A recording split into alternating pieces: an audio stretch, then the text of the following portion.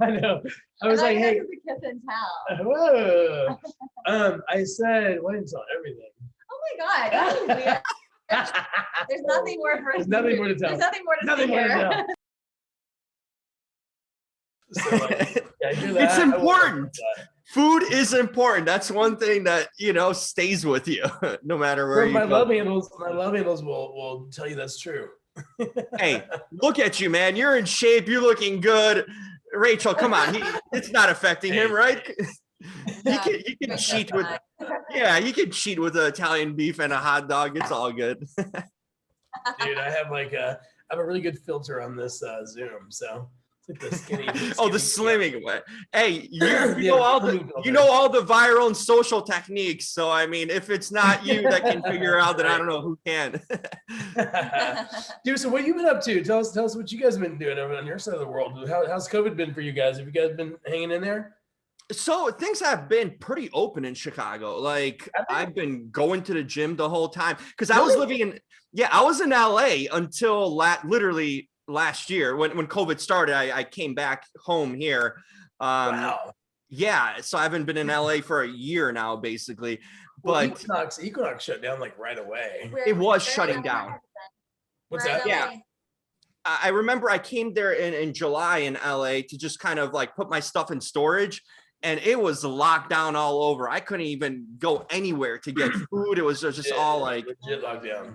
Yeah. So, but here it's been pretty open. Like gyms have been open since like September, and yeah, so it's been fairly open, and they're doing a good job monitoring it. Now it's even opening up more, so you can go to a bar actually now, and you can go to yeah.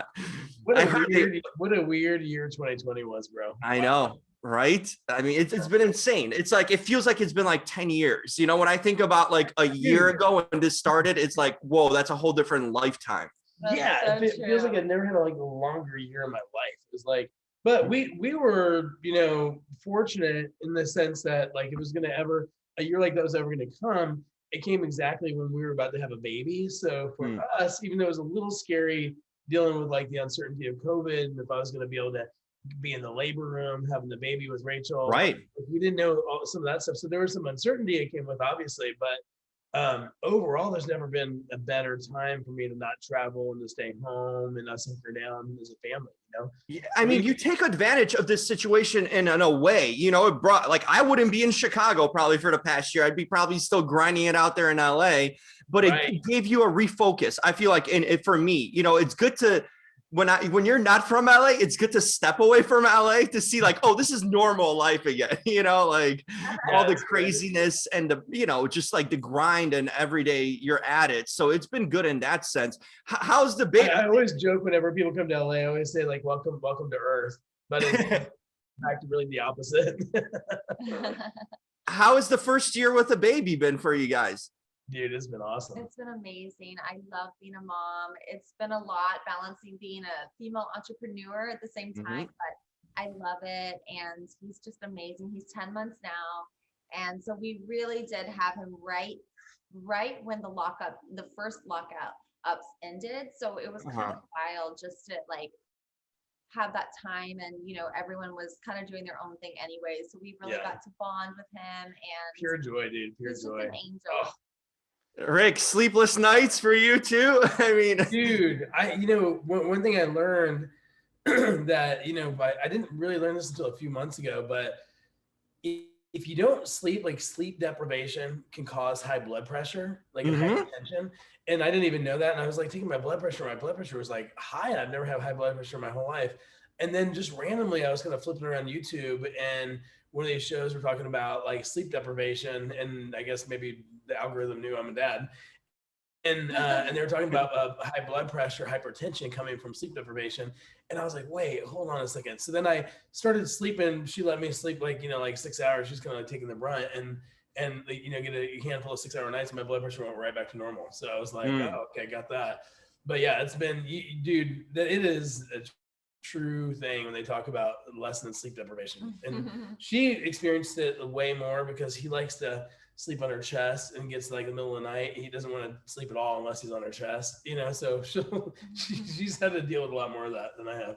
It's precious. He's been so much fun, and we're having a good Yeah. time. He's already gotten some marker moments on our whiteboard. He's got one of his first books was the first 100 words of a CEO. There you go. Early start, you know. That's Yeah, right. so we were doing all the things early on to help him feel totally empowered to be his full self, whatever that looks like as Yeah, he that's gets very older. true. So Super we're true. That enjoying baby, it. by the time that baby's 5, the friends are gonna be playing with toys. He's gonna be doing algorithms and probably God. doing new techie stuff. Yeah, no doubt. Yeah, it's really been funny watching. He's very strong-willed. He's very independent. He's Yeah. definitely a little leader, and I can see where he gets it. He's Well, got two yeah, very strong the parents. personality parents. So That's very true. he Very comes true. by it honestly, as they say.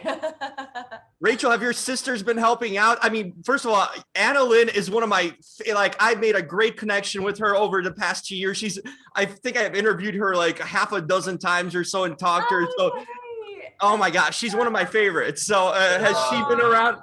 That's sweet. She's one of my favorites She's too. one of our favorites too. Well, there you go. I love my sister in love. She loves Jude.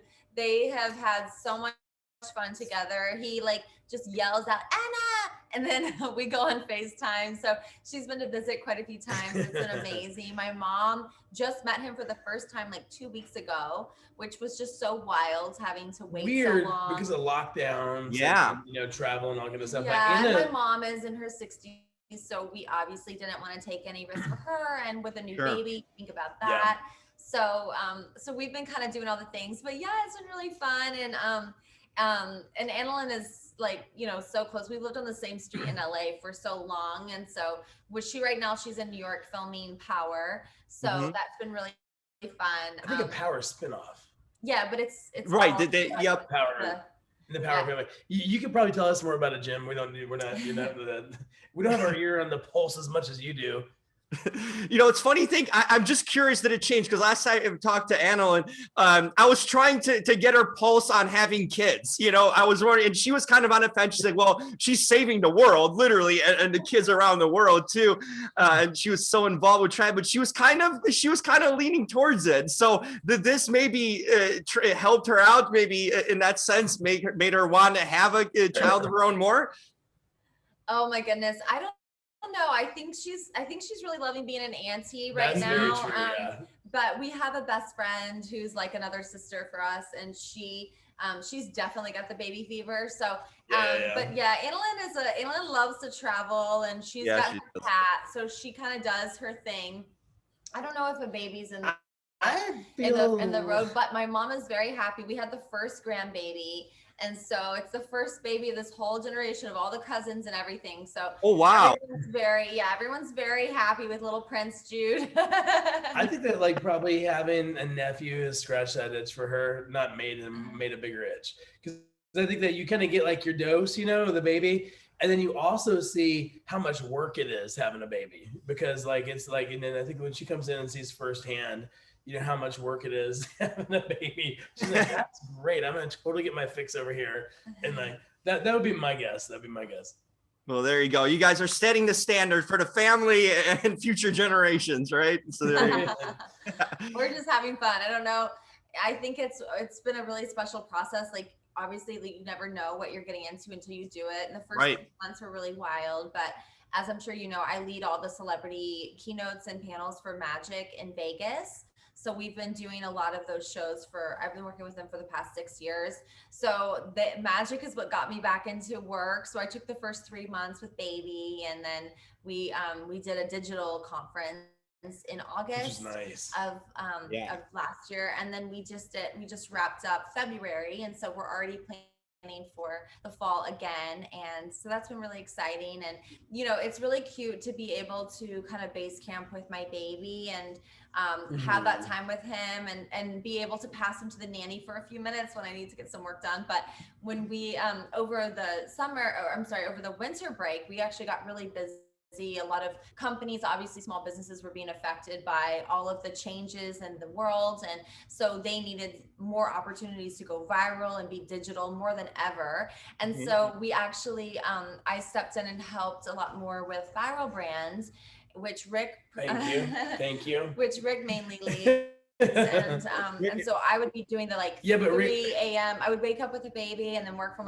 3 a.m. until 6 a.m. And it was these 3 hours that I'm like, wow, I got more done in these 3 hours than I used to get pre-baby for a whole work day, because you're I've got a few hours before my little wakes up. I've got to do all the things. And so it's been kind of a balancing act for sure, but we're really enjoying it. And a lot of the women who are in our Magic alumni, Tori Spelling and Jessica Zor and Jamie King, they're all parents as well. So it's really fun. I get lots of great advice from all the mamas. You see, that helps. There's that connection. You won't know unless you're going through it. I hear it from my friends too, who are parents and stuff. I'm like, I can't even find a damn girlfriend, okay, for my life, much less being a parent. So I give you guys all the credit in the world. Dude, it definitely takes a lot. I'm very grateful for this woman, because really, I'll be honest, she takes the brunt of the whole thing. And the moment that she found out, in fact, Annalyn was sitting at her house, and she was on the couch when Rachel had the stick to find out she was pregnant. And, and literally we're together. I was in the other room, and I heard the two of them screaming, pregnant, pregnant, pregnant. And I literally ran back in the room, and then because I couldn't throw Rachel on my shoulders because obviously she's pregnant.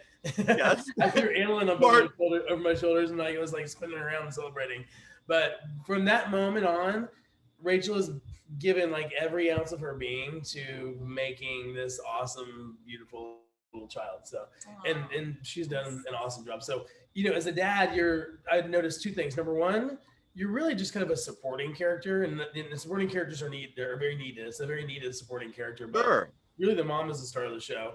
And then the baby will definitely let you know that, because it's being birthed and born and created here. And then when it's born, the baby really doesn't want to have a lot to do with dad, because we don't have any boobs. Oh my gosh. Oh, your role, Rick. It's you're ahead of the game already. You know where your place is. I know.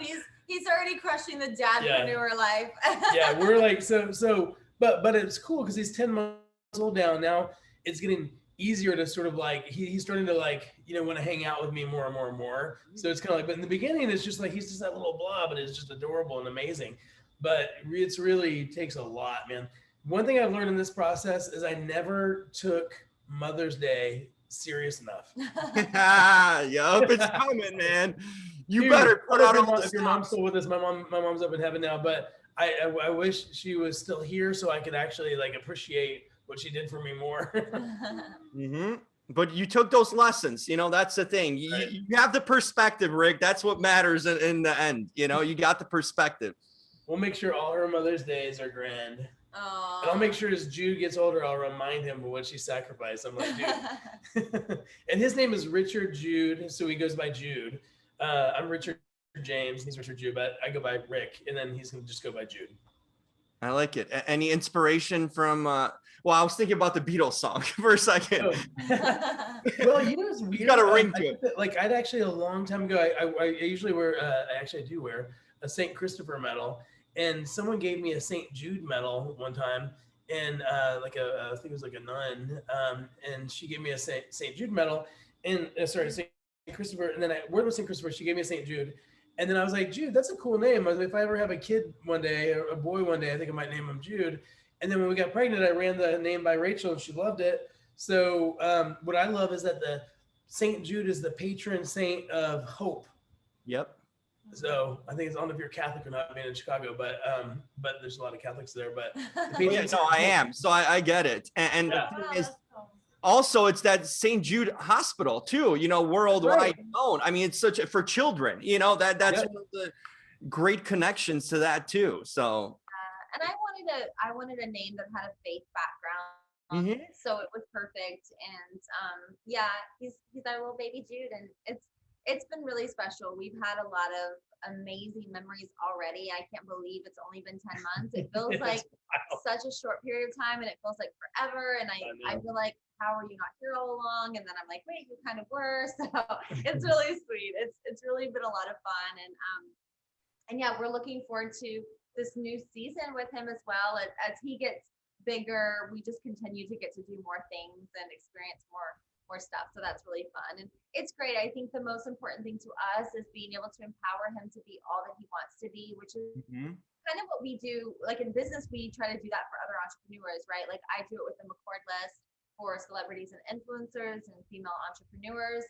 Rick does it with Viral Brand, and together we're launching Entrepreneur, which is all about really helping entrepreneurs with accelerators and connecting with investors and finding what they need to really be successful. And I think now in this era where so many small businesses have been affected and so many companies are having to diversify and think about ways of innovation, and obviously, you know, if you look at the numbers, there's technically a female recession going on. So I think like being able to work with so many people and help and empower them to do all that they want to do, it's really fun. It's just become more fulfilling as a parent because you understand, you know, everybody is someone, you know, like you've got a mama and a dad who are like, oh my gosh, that's my boy, you know. And I think that like when you kind of get to see the world differently through a child's eyes, it really does make it gives a little bit more weight to everything. And I think that's really special. Yeah, for us, like what's really cool is like I've always been an agency guy. I've worked on, you know, gajillions of movies and projects and different things, whatever. But with a specialty in viral marketing and influencers and all that social media stuff. But I started my career in brand strategy at Disney, and so I was at Disney for 5 years in brand and campaigns. And you know, throughout my whole journey, I've always wanted to be able to help entrepreneurs or people who are just kind of emerging. And so they couldn't really afford to hire me, and I couldn't afford to work with them because I didn't have any kind of like, it's like, you can't, it's like, I can't really take you on for free with my agency. And I also can't, you know, you can't afford me. So it was a kind of a stalemate. And so Launchpreneur is sort of like where that came from for us to be able to help emerging entrepreneurs and invest in and inspire and equip those people. So that's really our venture firm that we've started together. So it's kind of like our second baby, if you will. So we're doing that too. Like our fourth, Marketing baby, right? Yeah.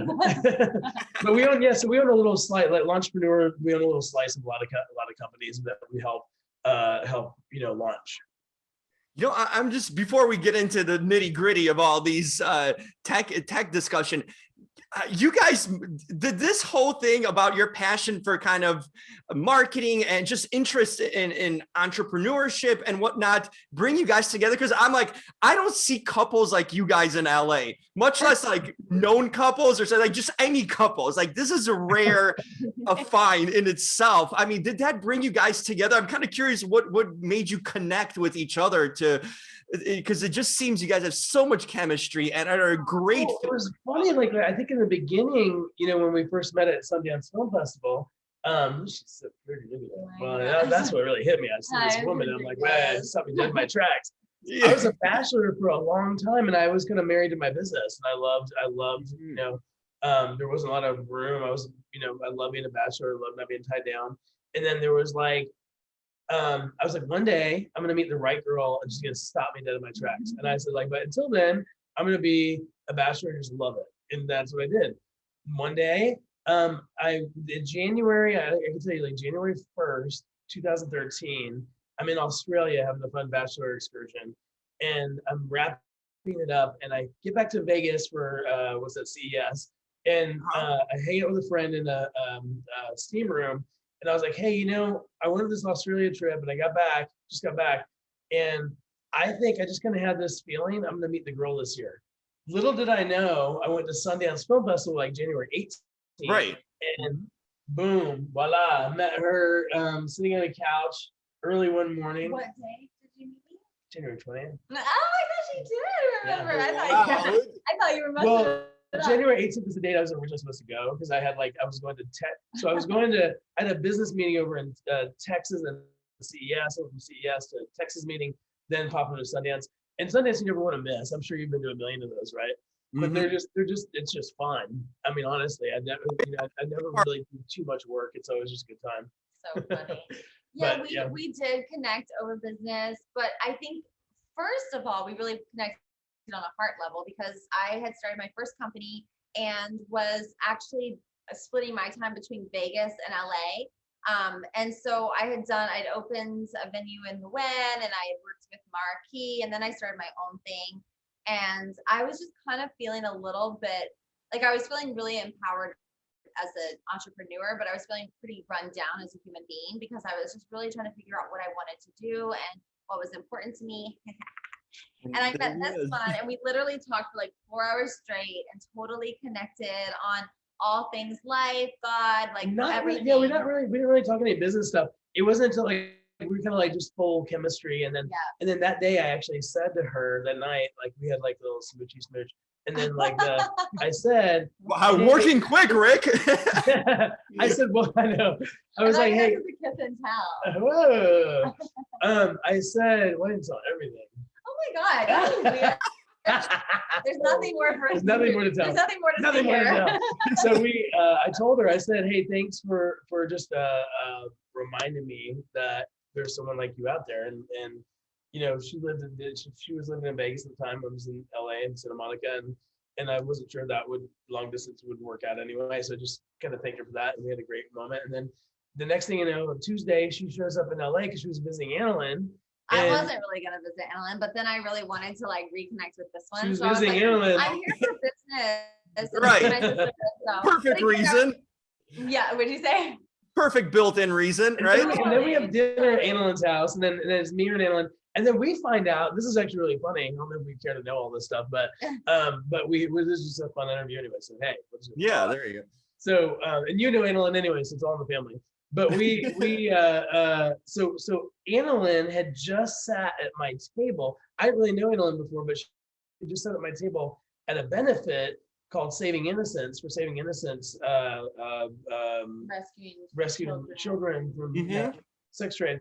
And she sat at my table, and so one of my good friends, Kellen Lutz, was Kellen, I know. And Kellen asked if his ex-girlfriend could sit at my table.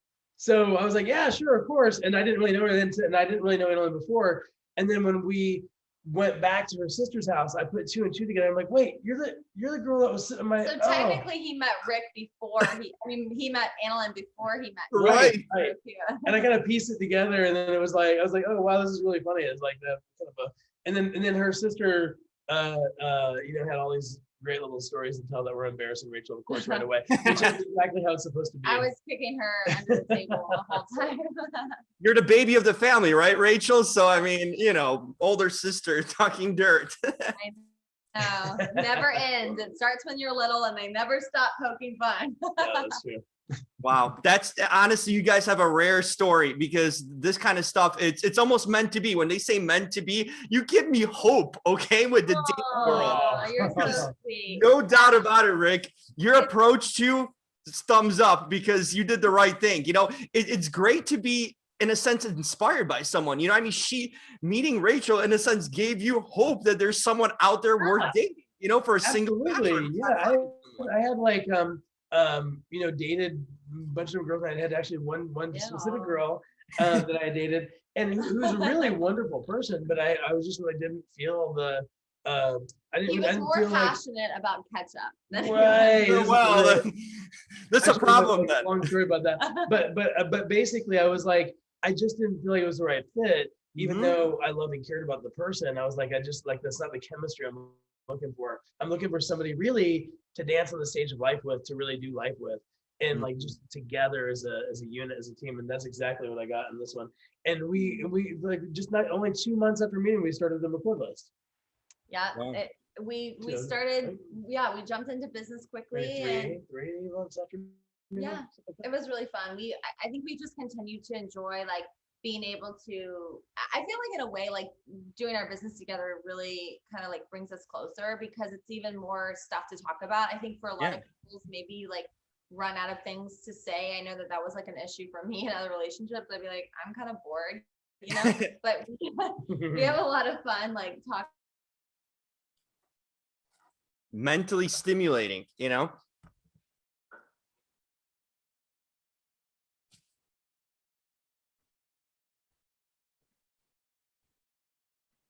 Can you guys hear me?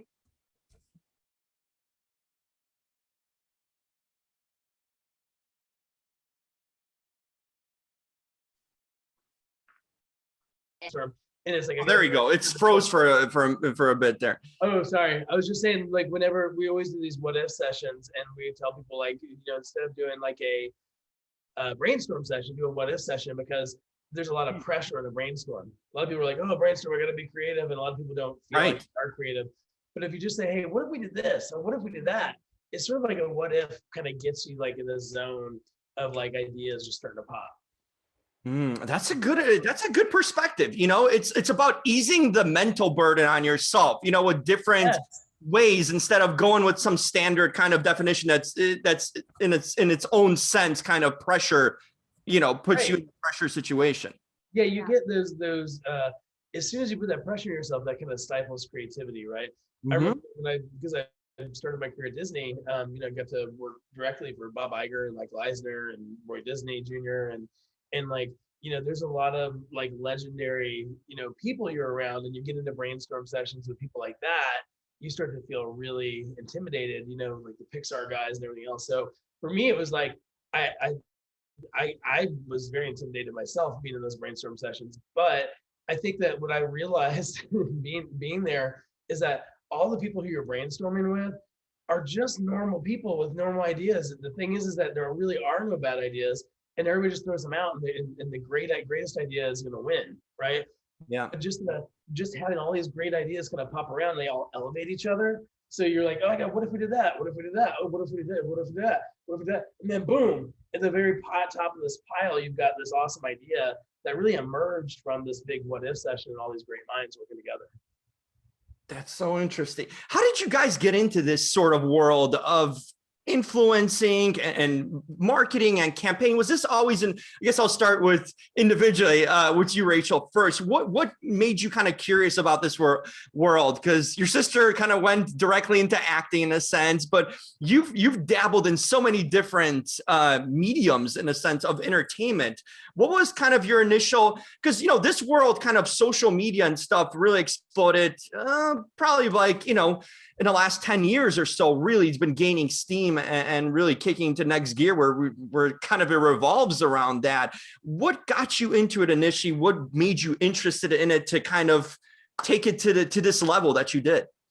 Yeah, well, I've always been really passionate about business. I love figuring out how things work and helping them be something better.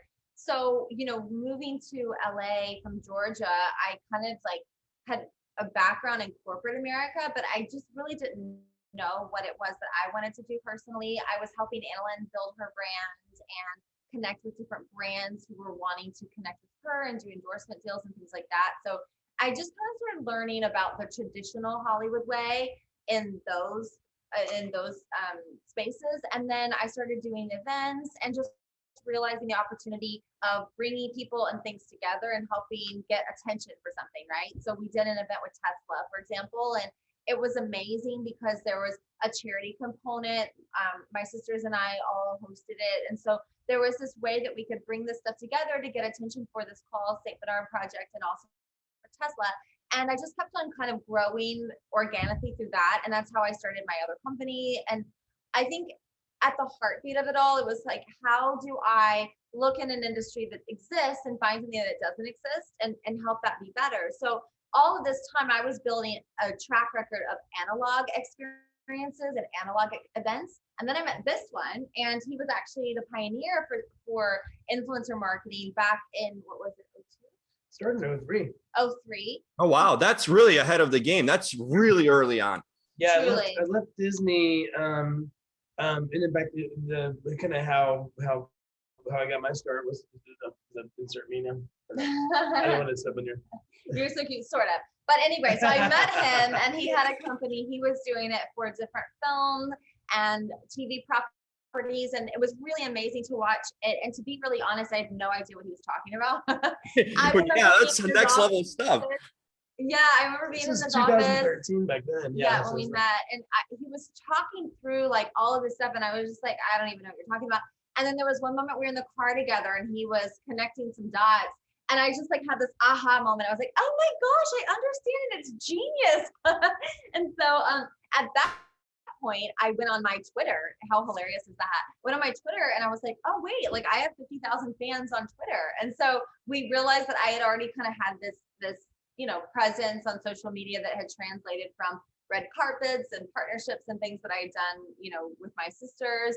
And so next thing you know, we're kind of like thinking through how to build something that really mattered. And I had done a lot of stuff in this influential space, but I had not found my passion yet. And that's why when we built the McCord list together, being able to help influential women and women who dream to be an influential was just like really close to my heart, because I've always been the cheerleader for everybody around me. Like I really love that space. It's interesting because I've done a lot of stuff in the public eye, but my passion is really supporting people. That's what you moved to, you know, that's what she said already, but that's what she moved to LA for, was to support Annalyn. So, you know, with the McCord list, she wound up, you know, having her own modeling career, but then she was supporting with the McCord list, you know, several hundred other Annalyns, right? And helping other women who just needed support, because I think in Hollywood, it's easy to look at the glitz and the glamour and the Instagram and the TikTok photos and videos and think like, wow, these people like live such glamorous lives. But the reality is like, it's a really hard life to put yourself out there all the time. Oh yeah. Likes and engagement. As you know, you're an influencer yourself. So it's like, you know, you're putting yourself out there. And I think that, you know, and it's a special type when you're putting yourself out there, especially when you're a beauty influencer and people are, you know, trolling you, and there's all sorts of different things that kind of happen, that kind of go along with that whole side of the influence world when you're a model or a beauty influencer or something like that. So I think that like people really need support. And so it's been really fun to be able to support Rachel as she supported them. My mom herself was a model, and my grandmother owned a modeling agency. So it's been fun for me to be able to kind of continue supporting women and the McCord list, what Rachel's been doing there. And then the quick story on my side is I basically was at the Walt Disney Company for 5 years. I started my career there. My very first job was in government affairs, working directly for Bob Iger and Mike Eisner. Then I went from there to the corporate brand strategy group, corporate alliance group, and then we worked on the movies, a lot of movies. And what we did there in that time, my main focus was finding other companies that would use their influence to support our films. So you think like McDonald's and Tangled, you know, or McDonald's and Toy Story, or you know, or the partnerships that corporate partners and promotions around that all kind of come in around our movies and support them. So when social media really kind of started blowing up early during the Friendster, MySpace, early Facebook days, I was like, well, what if we actually, I'm going to leave Disney because everybody was kind of leaving. If you remember that, the end of the last dot-com boom, everybody was sort of like getting in the internet space.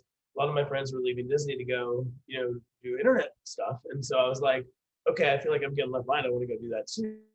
So I was like, what if we use these people who have social media influence to support brands? And what would that look like in helping the brand go viral, right?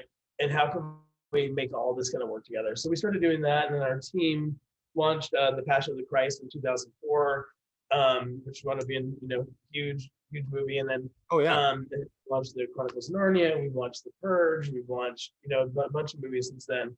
And so we've, you know, film, TV, and then that kind of got us into other stuff, you know, Walmart, Chick-fil-A, you know, clients kind of like all over the map now. And then what's been really cool is like being on the forefront of that journey in the very beginning. You know, I remember a very specific meeting at Fox, and the head of marketing at Fox, actually, when I was pitching him a social media influencer digital campaign, you know, he had this very specific word for me to say in front of the whole entire Fox marketing department, and said that the social media stuff is a joke, and that it's all a fad that's gonna fade away. And what really mattered was newspaper ads, trailers in the theaters, and commercials, and that's all that mattered. And all this other stuff was just a joke, and sort of like. And I remember that meeting and walking away from that meeting, like going like, you feel deflated, but I knew he was obviously wrong. You know, we also that was around 2009, 2010, and we just that year launched The Cove and Food Inc. So if you remember those movies. So Yeah, I do. Yeah. I've seen it work. I know it works. We've done a bunch of campaigns, so I know who's wrong. But I was like, wow, this is 2009, 10 in that zone. And there's still, but that guy wasn't at Fox about 6 months later. I take no joy in that. Foreshadowing. That's what it is. It's different generation. That's the problem. He's probably 60, and he just was like sort of like knew it worked in his days, and he was probably worked great for him in those days. But I think like there tends to be, what's cool about now is I think even like during this COVID year, it really has been another acceleration on the digital space. So we've seen like these kind of big moments where we've got like a lot of acceleration. So this year, like our companies even just see more acceleration and people wanting to do the stuff that we do. It's really normalized at this point, which is cool because now it's like, having been on that forefront, it's been a hard, oh, hi, Kelsey. Hi. I was just jumping on. You guys have a call in a few minutes, so. Oh, okay, guys. Thank you so much.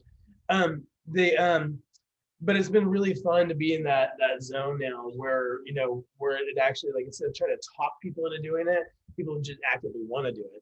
And it doesn't even matter to me that there's a lot of competitors out there now that weren't there before. What's great is that people know they should be doing that. Mm-hmm. I guess since we're short on time, I want to ask you kind of a thing that might help a lot of people. Let's say I'll put myself in this situation. You're creating content, right? You're kind of a self-creator with content. I do a lot of interviews as an entertainment journalist and whatnot. What's the best way to market in a sense? Let's say because that's the thing, you can create good content, but if you're not seen, then people don't know that you have good content, right? It just doesn't happen. What are some steps, I guess, simple steps, kind of beginning steps that anyone can achieve to get their word out there, get their message, get their work out there and content out there to organically, in a sense, to be seen? And I guess it doesn't happen overnight in a lot of ways, unless it goes viral, which you would know about it, Rick. Right. But what are some kind of natural steps? Because you can't expect things to go viral. What are some things people could do who are kind of self-starters now, especially over the last year, people creating their own blogs and creating their own YouTube channels? What can they do? It's the era of everybody having their own brand and realizing their brand. That's like that when I started my career in brand strategy at Disney, like that was the thing. People didn't think of themselves as brands. Maybe someone who wrote a lot of books, but like, back then, the quick demand, man. Yeah, well, for one, I need to get you a copy of my book, which is all about helping social media, people break into social media awesome. without it breaking them. So, dude, you should definitely. We'll send you a copy. Perfect. I saw it on Amazon. Tell us the name of your book, because it's an audio book too, right? You can get an audio version of it. Yeah, so it's called Slay the Fame Game, and it's all about breaking into social media entertainment without it breaking you. So it kind of walks you through about building brands. Yes, I'm really passionate about self-help, and I like self-help with lipstick and high heels. So this is really geared towards the community that I serve with the McCord list. And you totally fit in that community, even though, mine is definitely more like from a female voice. I think what's beautiful is that anyone can hopefully relate to it and feel empowered, knowing that it's a lot of work. Putting yourself out there is really scary. And sometimes just like remembering to believe in yourself on those hard days, because like you said, you're creating amazing content. I like literally love your website and I love what you're doing. I think you're putting so much energy into it. I literally saw something about 98 degrees in there and I was like, oh my gosh, like I love that. Like I love it. I caught up with him lately. It was awesome to see where he's at now and kind of that's so cool. I love it. So it's a lot of work that you're doing, and I think it's really amazing. So I think part of it, my advice, number one, would be just to keep at it and just to keep believing in yourself, because that's, I think, the hardest part. Absolutely. And then that kind of sets the tone for so much success thereafter. And then I'll let this one tackle the rest of that question. Yeah, I think the two things I'll say, like one is the echo what Rachel's saying, the biggest reason. So I wrote a book also called Launchpreneur, Why Your Idea Won't Crossed Out Will Launch. And sort of like this, like the inspiration of writing that book was realizing that there's a lot of people who can help you launch your ideas, a lot of people help your marketing and X, Y, and Z and do different ideas. But the biggest reason your idea won't launch is you. So what I did was I wrote this book specifically about finding all those reasons and excuses that people's ideas don't launch and talking them through all these boulders that get in their way and stop them from launching. So I have a book that's all about that. I have to send you a copy if you want as well. I don't have an audio version of it, but I will. And this is ironic. I actually wrote the book like 4 years ago and I still haven't printed it yet. I have a digital copy of it, but I need to send it to the printer in India. I was about to finally print it before COVID, and I didn't quite get it done. But anyway, I'll get you a copy of it. It'll be a physical copy and fantastic. I'll get you a digital copy in the meantime. But that's number one. Number two, I think like on a more pragmatic level is, really understand your vision and your mission, like where you're going and what you want to do. And when you pick a brand name for yourself or whatever it is that you're working on, go with a brand name, creative, cool brand name that helps people get there fast, helps people understand, because what viral really is word of mouth plugged into the internet, right? It's just word of mouth plugged into the internet, right? So people, if they don't understand and they can't quickly say what you are or what your company is and what you do, then they can't tell people about you, right? So you meet somebody in an elevator, people talk about elevator pitch. I mean, nowadays you don't even get an elevator pitch. You get like a one sentence on the internet. You gotta be able to say it fast, get there fast. So get there fast, tell people exactly what you do, nail it in a sentence, be really clear about it, and create a brand name that people can remember and hopefully like helps them get there fast. Like Real Talker, that is such a unique name. I love that. It's so good. And then think about the communities that you want to serve, the communities where people who are within that community who are, plugged in there are going to also care about your platform and your content. Obviously, like Hollywood Life and Us Weekly and, In Touch and all of those channels are potential channels for you. So engaging with those audiences to pull them to your site, I think would be really powerful. The last thing, and I'll let you go on this because I know we're running over. Or Kelsey's going to pop back on here in a second. The last thing I'd say is always have a big idea, because people love a big idea. People love an idea that makes them get out of their chair. People love an idea that makes them lean forward. People love an idea that so always have a big idea in your marketing campaign or your product, either way, but have an idea that's engaging, that makes people kind of want to sit up and like kind of raise their hand, That's phenomenal. Well, I know we could talk probably for hours, but I know I'm not going to hold you guys up. I hope I can connect with you again, like a part two. Yeah, bro. So when you back in LA?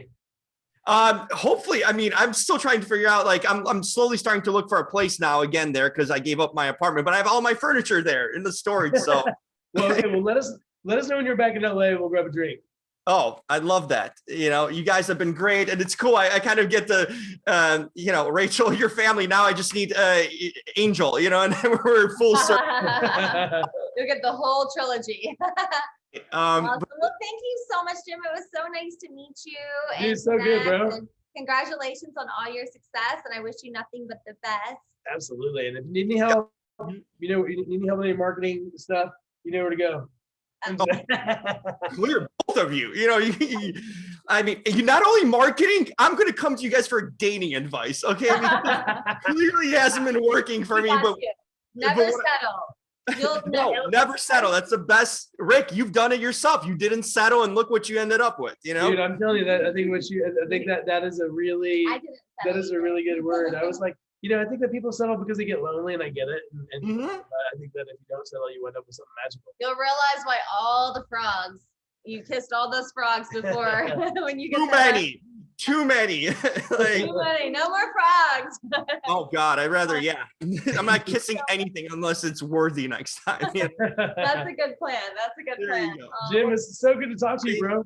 Thank you guys so much. Hope to connect again soon. Just so many more things to talk about for sure. Look forward to it, man. We'll do it. Hey, best of luck now with everything, and keep that baby growing into a genius that it's gonna be. So thank you, bro. Appreciate it.